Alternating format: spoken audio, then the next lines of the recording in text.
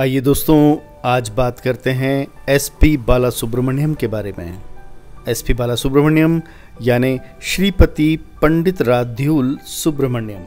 इस नाम को, इस व्यक्ति को हम इनकी सुमधुर, मखमली और पुरकशिश सुरों वाली आवाज़ के रूप में जानते हैं। इनके गाए गए तमाम सुरीले और दिलकश गीत हमारे मन में बसे हैं और पिछले 40 सालों से हमारे साथ साथ चल रहे हैं। दोस्तों, एसपी का हिंदी फिल्मों से और हिंदी गीतों से पहला परिचय फिल्म एक दूजे के लिए से हुआ और यह परिचय कुछ ऐसा था कि पूरे हिंदुस्तान और हिंदी संगीत के चाहने वालों के दिलों में अपना स्थान पत्थर पर खींची लकीरों की तरह उकेर गया। कभी ना मिटने वाली, कभी ना भूली जाने वाली आवाज़। और इस बात को प्रमाणित किया पहली ही फिल्म के गीत के लिए मिले राष्ट्रीय पुरस्कार ने। गीत था तेरे मेरे बीच में कैसा है ये बंधन अनजाना। पद्मश्री और पद्म भूषण से सम्मानित बाल सुब्रमण्यम ने 6 भाषाओं में 40,000 से ज़्यादा गाने गाए। बॉलीवुड में कमल हासन, संजय दत्त और सलमान खान की रोमांटिक फिल्मों के सबसे लोकप्रिय गाने एसपी ने ही गाए हैं। इनमें सागर, एक दूजे के लिए, साजन, मैंने प्यार किया और हम आपके हैं कौन सबसे ऊपर है। बाल सुब्रमण्यम तकरीबन 1 दशक तक सलमान के एक से एक बढ़कर गाने गाकर उनकी आवाज़ बने रहे। मैंने प्यार किया के गाने दिल दीवाना के लिए उन्हें film fair best male playback singer का अवार्ड मिला था। वहीं हम आपके हैं कौन में लता मंगेशकर के साथ गाया हुआ गाना दीदी तेरा देवर दीवाना आज भी दर्शकों की जुबान पर चढ़ा हुआ है। जिस तरह किशोर कुमार को कभी राजेश खन्ना की आवाज़ माना जाता था, उसी तरह बाला ने बॉलीवुड में सलमान की आवाज़ बनकर खूब नाम कमाया। आइए जानते हैं बाला की लाइफ से जुड़े कुछ फैक्ट्स। बाला सुब्रमण्यम का जन्म 4 जून 1946 को नेल्लोर, आंध्र प्रदेश में हुआ था। 15 दिसंबर 1966 को उन्होंने बतौर playback singer Telugu film Shri Shri Shri मर्यादा रामन्ना से डेब्यू किया। एसपी को 1980 में आई फिल्म शंकरा भारनाम से अंतर्राष्ट्रीय पहचान मिली। इस फिल्म में सिंगिंग के लिए उन्हें अपना पहला नेशनल अवार्ड मिला था। 1969 में बाला को अपना पहला तमिल गाना एयर कई एन्नूम इलाया कन्नी रिकॉर्ड करने का मौका मिला। इस फिल्म में तमिल सुपरस्टार जेमिनी गणेशन नजर आए थे। इसके बाद बाला को साउथ स्टार एमजीआर की फिल्म आई राम निलावेवा में गाने का मौका मिला, जिसमें जयललिता भी मुख्य भूमिका में नजर आई थी। लेकिन दुर्भाग्यवश बाला को रिकॉर्डिंग से पहले टाइफाइड हो गया। इस बात से वे बेहद निराश हो गए, लेकिन एमजीआर पीछे नहीं हटे। उन्होंने एसपी को चांस देने की ठान ली और जब तक शूट डिले किया तब तक कि एसपी टाइफाइड से रिकवर नहीं हो गए। उनके ठीक होने के बाद गाना रिकॉर्ड हुआ, जिसे जयपुर में शूट किया गया था। उन्होंने 50 साल के सिंगिंग करियर में तेलुगु, तमिल, कन्नड़, हिंदी और मलयालम में करीब 40,000 गाने गाए हैं। कन्नड़ कंपोजर उपेंद्र कुमार के लिए एसपी ने 12 घंटों में 21 गाने गाए थे। इसी वजह से उनका नाम Guinness book of world records में भी दर्ज है। एक समय में एसपी कई भाषाओं में 16 से 17 गाने एक दिन में रिकॉर्ड करते थे।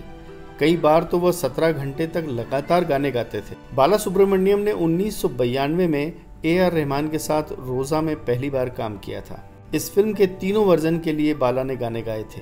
इसके बाद दोनों ने कई फिल्मों में साथ काम किया। सिंगर होने के साथ साथ बाला ने तमिल, तेलुगु, कन्नड़ और हिंदी भाषा की 40 से ज़्यादा फिल्मों में म्यूजिक डायरेक्टर का काम भी किया है। 90 के दशक में बाला जब सिल्वर स्क्रीन पर सलमान की आवाज़ बन चुके थे, तब उन्होंने अपने सिंगिंग करियर से ब्रेक ले लिया, क्योंकि वह फुल टाइम एक्टिंग में हाथ आजमाना चाहते थे।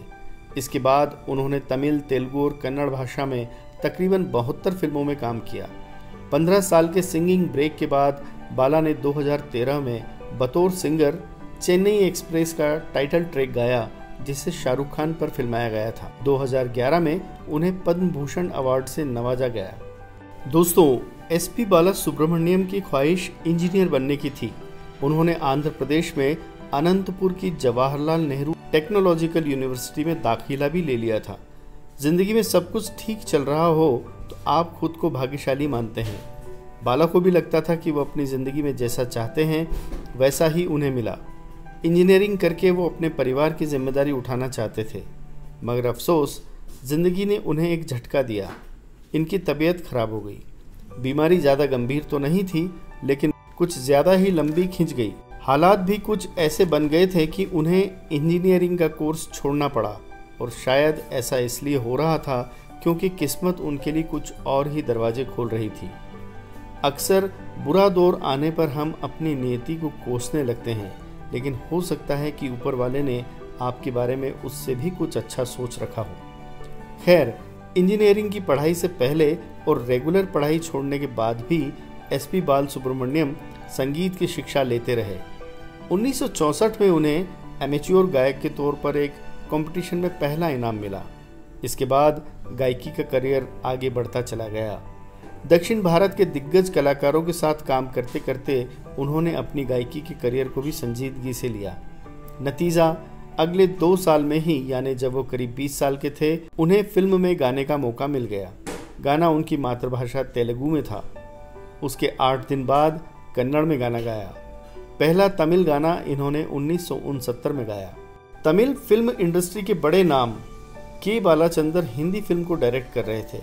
इस फिल्म का सबसे दिलचस्प पहलू ये था कि इस फिल्म के साथ कमल हासन की हिंदी फिल्म इंडस्ट्री में एंट्री हो रही थी। फिल्म थी एक दूजे के लिए, जो कि कमल हासन के लिए ही नहीं बल्कि रति अग्निहोत्री और एसपी बालासुब्रमण्यम के लिए भी पहली हिंदी फिल्म थी। फिल्म का संगीत लक्ष्मीकांत प्यारेलाल ने तैयार किया था। एक दक्षिण भारतीय गायक से हिंदी गाना गवाने का जो सहज शुरुआती डर संगीतकारों के मन में होता है, वो एलपी के नाम से मशहूर इस जोड़ी को भी था। परेशानी ये थी कि डायरेक्टर ने पहले से ही लक्ष्मीकांत प्यारेलाल को सहज दिया था कि इस फिल्म में मेल आवाज़ तो एसपी बालासुब्रमण्यम की ही होगी। ये अलग बात है कि जब एसपी ने माइक थामा और इस फिल्म के गाने गाए तो उनकी लोकप्रियता ने तमाम कीर्तिमान स्थापित किए। इस फिल्म में सिर्फ एक गाना था जिसके लिए लक्ष्मीकांत प्यारेलाल ने अनूप जलोटा की आवाज़ इस्तेमाल की। बाकी सभी गाने एसपी बालासुब्रमण्यम ने ही गाए। तेरे मेरे बीच में, हम बने तुम बने जैसे गाने आज भी सुपर हिट हैं। एक दूजे के लिए फिल्म को फिल्म फेयर अवार्ड की 13 कैटेगरी में नॉमिनेट किया गया था। इनमें से 3 कैटेगरी में इसने अवार्ड जीता भी। सर्वश्रेष्ठ एडिटिंग, सर्वश्रेष्ठ लिरिक्स और सर्वश्रेष्ठ स्क्रीन प्ले के लिए फिल्म एक दूजे के लिए को अवार्ड मिला।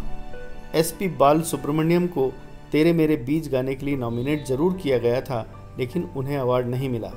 इसकी भरपाई हुई राष्ट्रीय फिल्म पुरस्कार से, जो उन्हें इसी फिल्म में प्लेबैक सिंगिंग के लिए मिला। हिंदी में पहली फिल्म और पहली फिल्म में राष्ट्रीय पुरस्कार। एसपी ने 8 फरवरी 1981 को एक अद्भुत काम किया। उन्होंने सुबह 9 बजे से रात 9 बजे के बीच कन्नड़ में 21 गाने रिकॉर्ड किए। तमिल में वो एक दिन में 19 और हिंदी में 16 गाने रिकॉर्ड कर चुके हैं। एक समय वो इस कदर व्यस्त थे कि 15-16 गाने प्रतिदिन रिकॉर्ड करना रूटीन की तरह हो गया था। उन्होंने कमल हासन जैसे मशहूर कलाकार के लिए डबिंग भी की। एक दिन में सबसे ज़्यादा गाने रिकॉर्ड करने का रिकॉर्ड भी उन्होंने उसी दौर में बनाया था। इसी दौरान एसपी ने सावित्री से शादी की। उनके 2 बच्चे हैं, बेटी पल्लवी और पुत्र पीबी चरण, जो प्लेबैक सिंगर और फिल्म निर्माता हैं। एसपी बालसुब्रमण्यम ने हिंदी फिल्मों में अपनी गायकी को गंभीरता से लेना शुरू किया। अगर कोई गाना कठिन लगता था तो वो 8 से 10 दिन का समय लेकर उसे तैयार करते थे। अगर प्रोड्यूसर को जल्दी है तो वो पूरी सहजता से गाने से इनकार कर देते थे। बाद में वो राजश्री फिल्म्स के लिए सलमान खान की आवाज़ बने। एसपी खुद ही बताते थे कि वे सिगरेट पीते थे, कभी कभार शराब भी। आइसक्रीम, दही, चावल, ठंडे पानी के बिना वो रह नहीं सकते थे। ऐसे में नए गायक उन्हें अपना आदर्श न माने, क्योंकि ये सारी ही आदतें एक अच्छे गायक में नहीं होनी चाहिए। एसपी बालासुब्रमण्यम की ये बात उनकी सहजता को बताती है। आज एसपी बालासुब्रमण्यम के पास देश का तीसरा सबसे बड़ा सम्मान पद्म भूषण भी है। उन्हें 6 बार राष्ट्रीय पुरस्कारों से नवाजा गया है। उनका नाम Guinness book of world record में दर्ज है। फिर भी उनके जीवन में एक कमी रही, और वो कमी थी इंजीनियरिंग की एक अदद डिग्री की। एसपी बालासुब्रमण्यम की कुछ प्रमुख फिल्में जिनमें उनकी आवाज़ के गीत रहे और बहुत मकबूल हुए, वे हैं एक दूजे के लिए, एक ही भूल, अंधा कानून, सागर, मैंने प्यार किया, अप्पू राजा, वंश, साजन, पत्थर के फूल, रोज़ा, हम आपके हैं कौन, हमसे है मुकाबला, अंदाज अपना अपना, हिंदुस्तानी, सपने, चेन्नई एक्सप्रेस और लिंगा। सुमधुर और दिलकश आवाज़ के मालिक इस प्रिय गायक ने 74 वर्ष की उम्र में कोरोना बीमारी से जूझते हुए 25 सितंबर 2020 को इस दुनिया को अलविदा कहा। लेकिन अपनी विरासत, अपने गीतों में वो हमारे और हमारे आने वाली पीढ़ियों के साथ सदा जीवित रहेंगे। अलविदा बाला।